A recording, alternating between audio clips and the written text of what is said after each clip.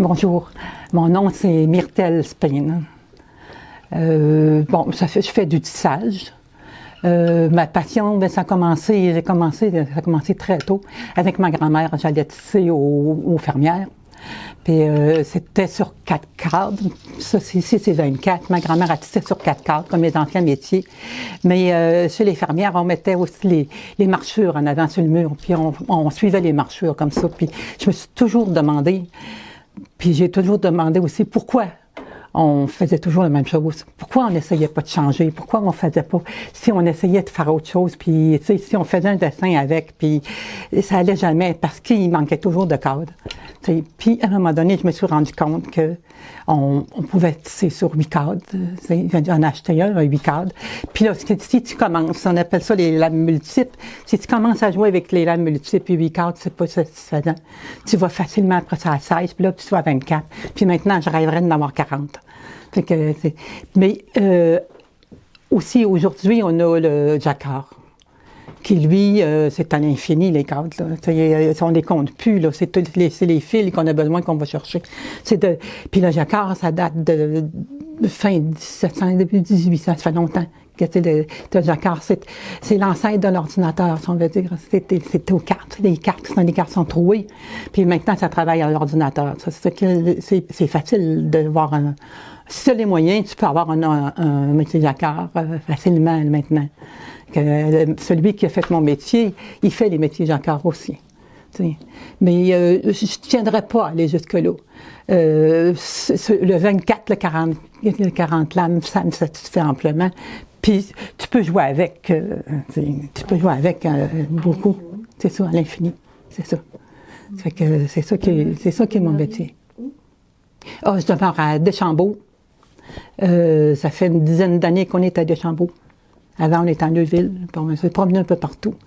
Donc, je suis les maisons de mon mari parce qu'il, lui, il rénove les maisons.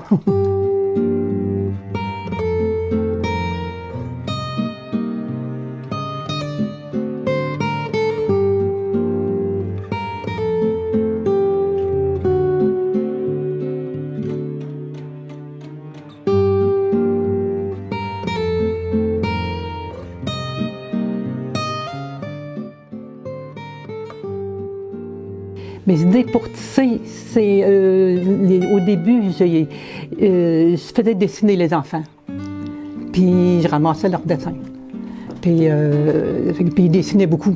Puis après ça, j'ai adapté le dessin sur le métier. C'est encore en 4 lames, mais en relevant des fils, je pouvais faire le dessin. Puis après ça, bien sûr, les cadres multiples, justement, tu peux refaire le dessin facilement, puis tu peux mettre un fond, puis faire, travailler avec, puis là tu t'amuses. Là, c'est plaisant. Ça se fait que, mais les dessins des enfants, ça m'a toujours passionné, ça m'a toujours été me chercher quelque part. C'est ça. Puis après ça, ben, j'ai joué avec les couleurs. Parce que les couleurs, c'est important. Les couleurs de partout. Puis dans l'atelier, j'aime avoir mes couleurs devant moi. J'aime pas les avoir dans un garde-robe fermé. Quand tu tisses puis que tu essaies des choses, t'aimes regarder, puis voir tes couleurs, puis avoir l'idée de si je mettais ça avec ça, ou bien tu sais, si je changeais. Puis tous les fibres que j'ai, j'en ai beaucoup, mais j'en ai besoin de beaucoup. T'sais. Puis c'est parce que ça te manque tout le temps, tu essaies toutes sortes de techniques, donc tu essaies toutes sortes de fibres, tu essaies toutes sortes de couleurs. Puis je mets jamais une couleur unie dans ma chaîne. Quand je monte du blanc, je mets du rose pâle dedans, du bleu pâle dedans, du jaune pâle, pour pouvoir jouer avec les couleurs. Comme ce vêtement-là, c'est une chaîne noire que j'appelle, mais il y a du mauve dedans, du vert, du bleu. Qu'après ça, je peux mettre juste une couleur en trame, mais encore là, il faut que je me retienne, parce que je vais en rajouter encore, ou je vais, tu sais, puis c'est pour ça que quand je fais mon tissu, au fur et à mesure, je le change. Je ferai jamais 2 foulards ou 2 tissus pareils, parce qu'en le faisant, tu penses à autre chose. Une fois parti, tu penses à autre chose. Puis tu penses à celui qui s'en va venir. Puis tu n'as pas le goût de répéter celui que tu viens de faire. Tu vas plutôt chercher à rajouter une autre couleur, à faire autre chose. Ça fait que tu es tout le temps... T'es tout le temps en nouveau. Ça fait que quand on me demande, je peux-tu en avoir un autre comme ça? Je peux pas en faire un autre comme ça. D'abord pas parce que je veux pas, c'est parce que je peux pas. faudrait que je prenne plein de notes, puis je prends jamais de notes. Puis quand je les prends, je sais pas où je les mets. Ça fait que les notes, c'est pas mon fort. Vous êtes une vraie artiste? Si on veut, c'est peut-être un artiste, mais un artiste va dire, je prends des notes, puis je les retiens, tu sais. Mais moi, c'est vraiment au fur et à mesure. Vous êtes toujours à la recherche aussi. La recherche, beaucoup de recherche. Je fais encore de la recherche, je travaille encore avec un groupe de recherche à la Maison Routier. Une fois par mois, on se rencontre à la Maison Routier, puis depuis 2 ans, ben là, on fait ça sur Zoom, là. Puis on fait encore beaucoup de recherches. Comme là, je file mon fil d'art, je file mon fil. C'est pour le prochain projet qui s'en vient. Faire un tissu double avec un fil qui foule, l'autre qui foule pas, puis pour jouer avec ça, aussi avec les techniques, avec tout. Fait que tu es tout le temps en train de penser à autre chose. C'est ça. Fait que c'est plaisant. Alors, vous avez commencé très jeune à vous intéresser à ça. À m'intéresser à ça. Oui. J'ai fait un peu de céramique avant, puis c'était pas ça. Je suis revenue aux fibres. J'ai travaillé avec Marcel Marois pour faire la tapisserie. On a fait 2 grandes tapisseries ensemble. Puis lui aussi, la couleur, là, il est allé me chercher. Lui, il joue avec la couleur. Puis, il tisse d'une façon que j'aime beaucoup.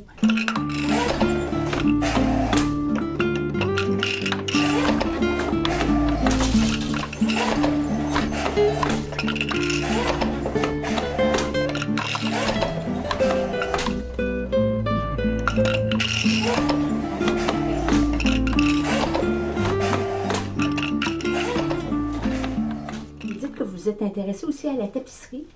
À la tapisserie avec la haute lisse. Là. Ça, c'est la basse lisse. Les cordes sont là. La haute lisse, les cordes, au lieu d'être couchées comme ça, ils sont debout.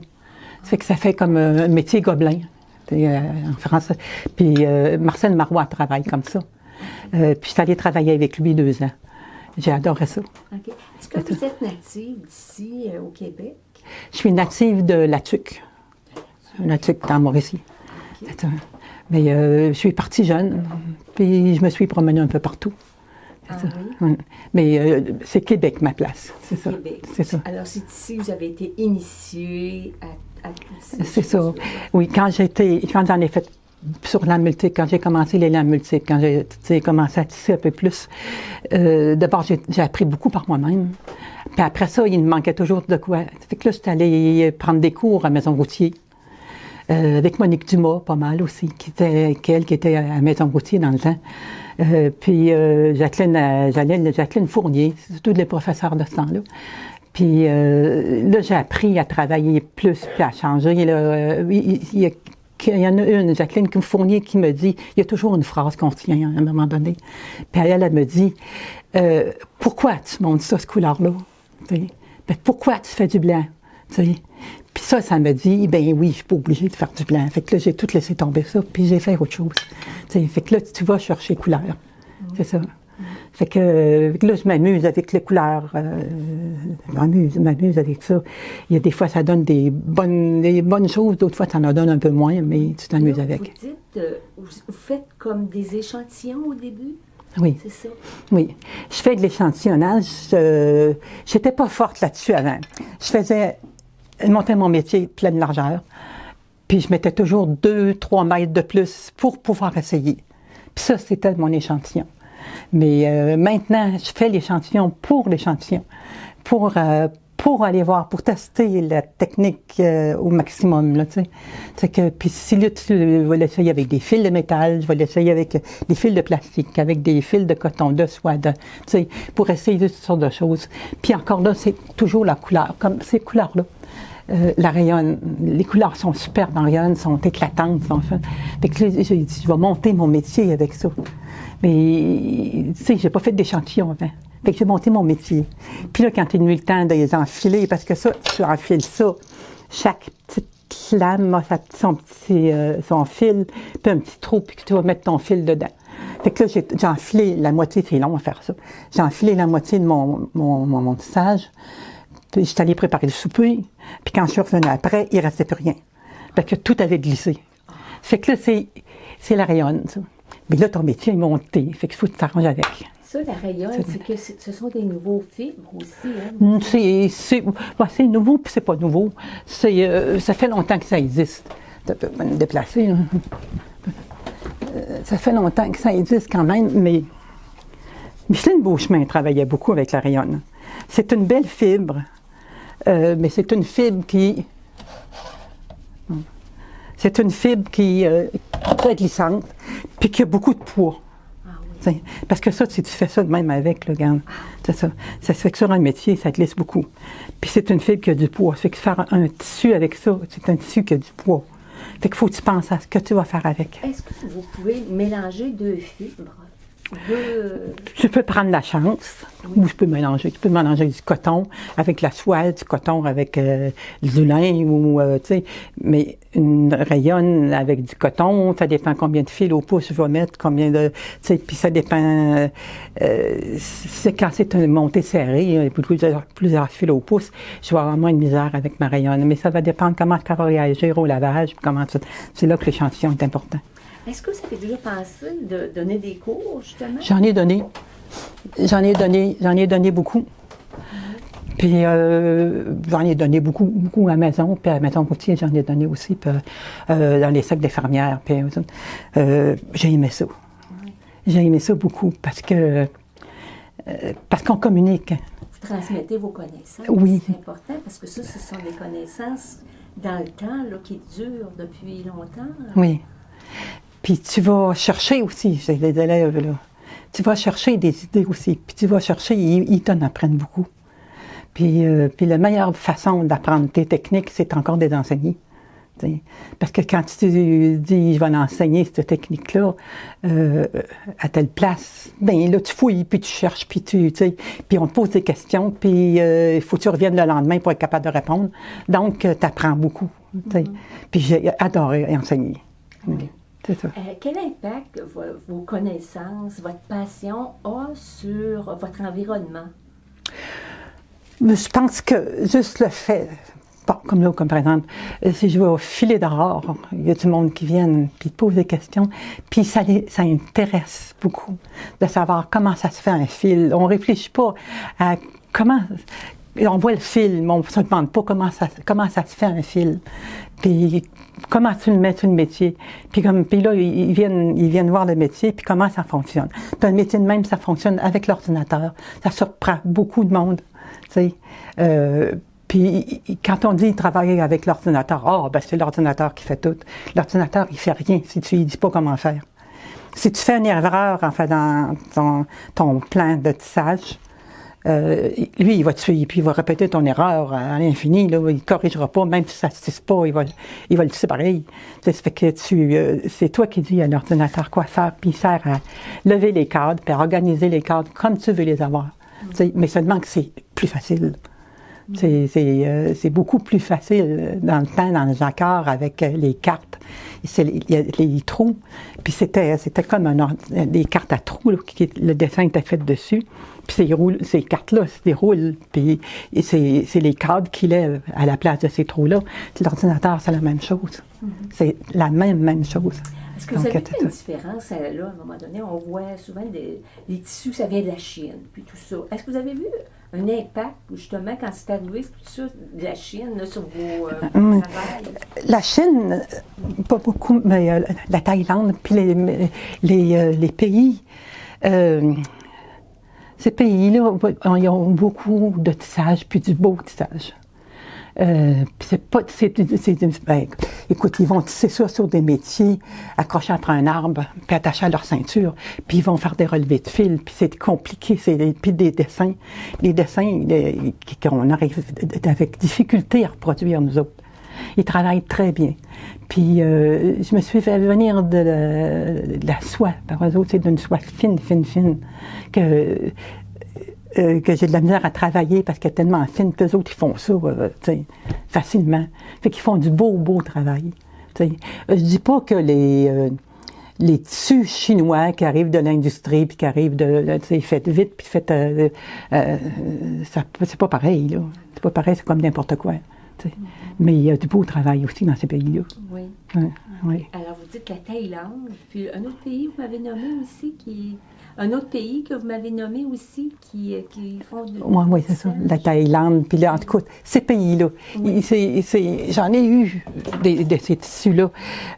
Ici, j'en ai vendu aussi à Neuville de ces pays, de ces tissus-là. OK, parce que vous demeuriez à Neuville. J'ai demeuré à Neuville, j'ai eu une boutique, là. Puis on vendait du fil, là. J'étais avec Raymond Gagnon dans le temps, c'est un monsieur qui m'a donné un coup de main pour voir ça. Puis qui m'a aidé à acheter mon métier, puis tout ça. Fait qu'on vendait du fil, puis on vendait toutes sortes de choses là, qui allaient avec ça, puis les tissus, puis tout. Puis c'est une belle époque, ça, avec cette grosse boutique-là. Mm-hmm. Combien de temps vous passez là, dans votre passion? Là? Combien par jour? Normalement, c'est ainsi moins. Je ne sais pas pourquoi, mais avec la pandémie, ça a été... Je pensais d'en faire beaucoup, puis j'en ai fait beaucoup moins. T'sais. Mais normalement, c'est tous les jours. Tous les jours. Mon mari musicien, il fait de la guitare tous les jours. Moi, je fais de ça tous les jours. Seulement que lui, c'est beau ce qu'il fait au son, puis moi, ça fait un vacarme. C'est ça. Fait que, mais on ferme les portes. Ça fait beaucoup de bruit. Ça fait beaucoup de bruit. Parce que le métier, je l'ai adapté. J'ai mis le compresseur dessus. Fait que déjà là, un compresseur, ça fait du bruit. Puis j'ai mis... C'est pour vous aider, le compresseur? Oui, parce que... C'est moins de travail physique, un métier. Oui, c'est ça.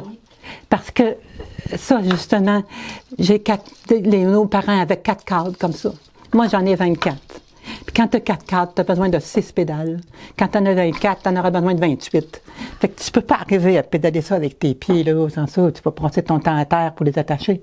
T'sais, mais avec l'ordinateur l'a fait. Fait que je le programme. L'ordinateur, j'ai dit quel cadre que je veux qu'il lève. Puis là, je suis posée de peser sur une pédale. Mais avec les genoux, la pédale, c'est lourd, ça. Ça se fait que c'est difficile pour les genoux. Fait que moi, j'ai mis le compresseur. Fait que là, quand tu pèses sur la pédale du compresseur, ça lève, puis ça baisse, puis c'est beaucoup plus facile. Mais seulement que c'est beaucoup plus bruyant. Oui. Puis pour lancer une navette aussi, tu lances une navette, c'est un répétitif. Hein? Puis j'en fais beaucoup. Ça se fait que tu l'as aussi sur la tendinite. Ça répète. Fait que là, j'ai fait installer, je l'ai enlevé là, pour un bout de temps, mais j'ai fait installer 4 navettes volantes de chaque côté. Puis j'ai fait fonctionner sur l'air aussi. Donc, tu peux sur une pédale, puis la navette part, elle se promène de même. Là, je vais y aller avec ça, mais j'ai pas les navettes volantes. Parce que, puis les navettes volantes, c'est bruyant, puis c'est dangereux. J'ai déjà été en chercher quand j'étais à Neuville, là. Je passais par la fenêtre, puis il est cherché dehors. Fait que fait que je vais le partir, l'ordinateur. Puis ça encore, si il est bien programmé. Là, c'est mes cadres qui se mettent en fonction. Ils claquent toutes pour savoir s'ils sont prêts. C'est plus ou moins parce que me dire même qu'ils sont pas prêts, ils claquent pareil. Fait que voilà. Quand je pèse sa pédale, moi, les cadres se lèvent. Là. Puis c'est les cadres, c'est les chiffres que je viens de demander, les cadres que je veux qu'ils lèvent là. Fait que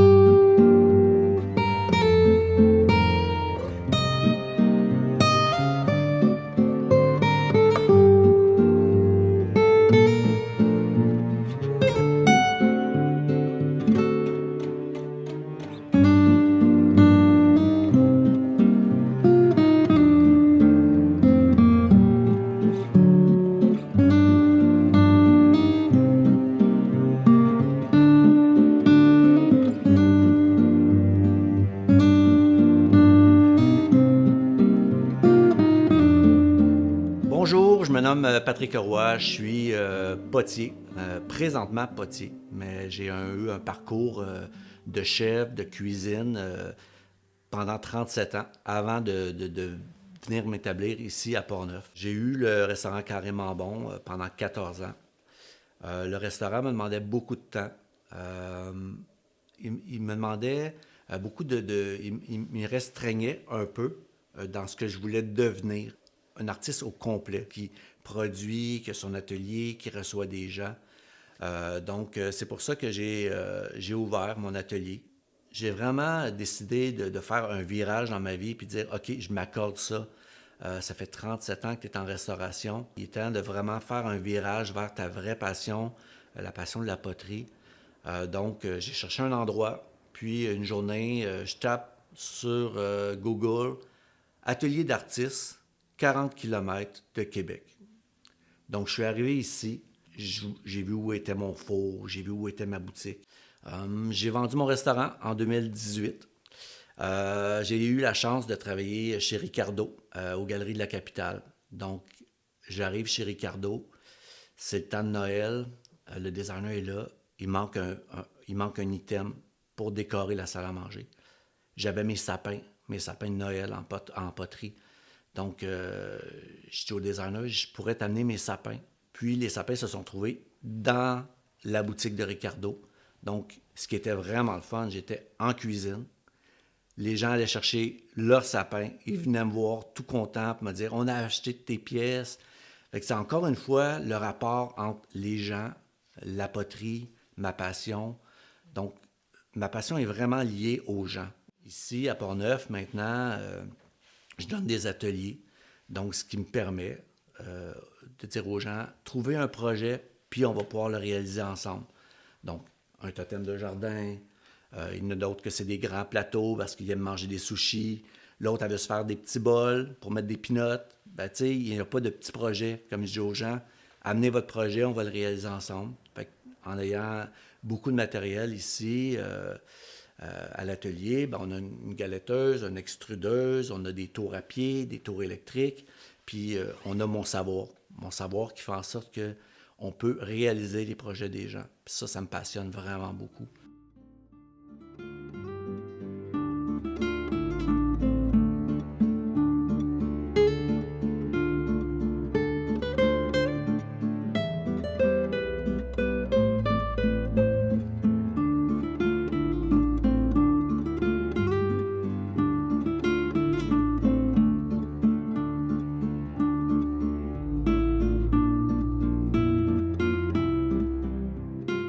Des fois, je prends une marche avec mon chien, je m'en vais sur le bord du fleuve, je vois des bernaches. Ben là, j'arrive dans l'atelier, puis là, comme j'étais un ancien sculpteur de bois, que je faisais des oiseaux, ben là, je ramasse des petits morceaux de bois sur le rivage, puis là, ben, je confectionne une tête d'oiseau que je vais venir fixer à un bout de rivage, parce que j'aime les matières, j'aime trouver des trucs de la nature pour m'inspirer.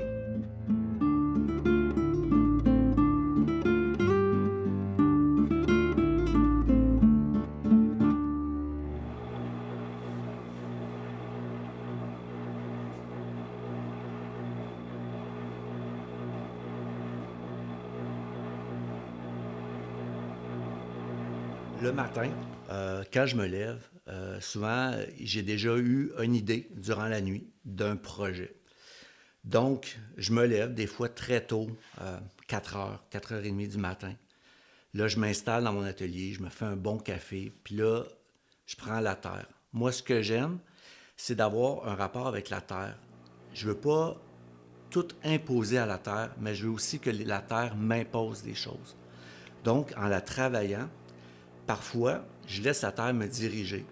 Donc, si c'est autour, donc une façon de travailler autour, bien, des fois, la terre, elle m'incite à faire une certaine chose. Donc, je m'en vais avec ça. La matière me dirige, puis moi, je contrôle jusqu'à un certain point. Donc, c'est un peu une thérapie aussi, la terre, parce que ça demande un relâchement, d'avoir une souplesse, d'être aussi à l'écoute de la matière en tant que telle.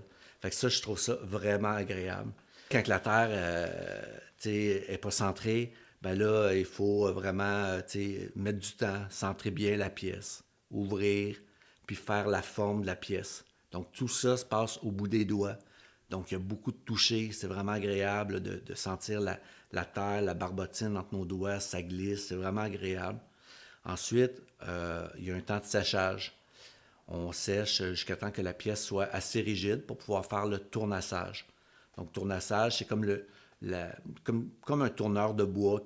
C'est vraiment la même chose. Donc, je façonne la pièce avec des outils pour vraiment donner les pièces finales. Je fais mon pied, mon épaule, mon bord, ma lèvre. Donc, je finis la pièce. Un autre temps de séchage. Ensuite, première cuisson. Moi, je cuis cône 6. Donc, je fais un cône 0,6 en biscuit. Donc, ça amène la pièce à une matière rigide, mais encore poreuse pour pouvoir recevoir la glaçure. Donc, ici à l'atelier, je travaille beaucoup de couleurs pour faire en sorte de pouvoir les tester pour savoir comment ils fonctionnent. On émaille les pièces, on les met au four pour une 12-13 heures parfois. On monte la température à 2280 degrés. Donc, les pièces deviennent vitrifiées, très solides. Donc, des pièces utilitaires qu'on peut se servir pour manger, pour boire. Donc, à peu près 9 étapes différentes pour arriver jusqu'à la fin, jusqu'à la mettre en boutique ou l'offrir à un ami en cadeau. Je suis un chef, je suis un potier, puis je mets ma nourriture dans mes assiettes. C'est sûr que je ne peux pas renier la restauration. La restauration fait partie de moi. 37 ans de métier, des parents qui étaient en restauration. Donc, la restauration est vraiment ancrée en moi. Donc, j'ai décidé d'appeler le projet la table du potier. Pourquoi la table du potier? Parce que la table est un lieu de rencontre, un lieu où les gens vont pouvoir festoyer. Éventuellement, ce que j'aimerais faire, c'est des soupers improvisés avec des produits du terroir de Portneuf. Donc, le café, le pain, le chocolat de chez Julie, trouver le gibier, la fromagerie de Grondines. Donc, faire des grands repas festifs à la table, recevoir 10 personnes, puis tout va se passer autour de la table. J'ai des belles tables réfectoires, on va ouvrir le tiroir, tout va être là, la belle vaisselle faite à la main, que les gens vont pouvoir déposer sur la table. Puis moi, je vais amener des beaux plats. Fait que je vais me servir de ma passion de la poterie, l'amour des gens, puis l'amour de la restauration, de la cuisine, pour pouvoir offrir des soirées vraiment spéciales. Donc là, ma nouvelle passion, la poterie, va être vraiment mise à jour. On va faire des ouvertures de four durant le souper. Les gens vont pouvoir voir vraiment la pièce sortir du four à 400 degrés. Ça va être incroyable. Donc, c'est un peu où le projet va s'en aller tranquillement, pas vite. Mais oui, il faut vraiment pas hésiter. Je pense que de changer de métier ou de changer de passion, je pense que dans les années passées, les gens travaillaient très longtemps un métier jusqu'à la retraite, puis avaient passé à côté de bien des choses. Des fois, il faut juste dire, OK, je m'accorde la chance de pouvoir passer à autre chose. Puis moi, ben, c'est la poterie.